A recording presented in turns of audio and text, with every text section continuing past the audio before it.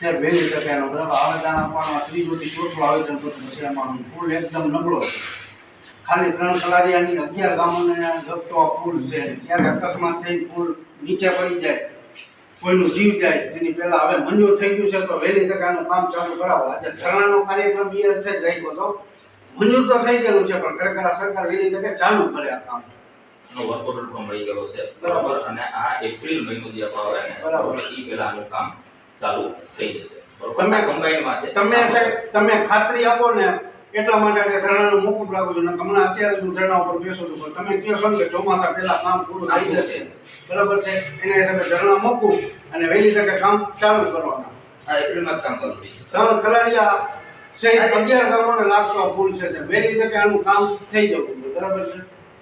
આ એપ્રિલમાં કામ ચાલુ થશે બરોબર, અને વધીને 6 થી 7મા મહિનામાં આનું કામ પૂરું થઈ જશે. આ પુલ નાનો છે, આ આપણા મેજર પુલ ભેગો જ આનો કમ્બાઈનમાં વર્ક ઓર્ડર નીકળ્યો છે બરોબર. એટલે હાલની તારીખે મેજર પુલનું કામ આપણે ચાલુ કર્યું છે બરોબર. એને એ જ કોન્ટ્રાક્ટરે આ કામ કરવાનું છે. વહેલી તકે એપ્રિલમાં જ.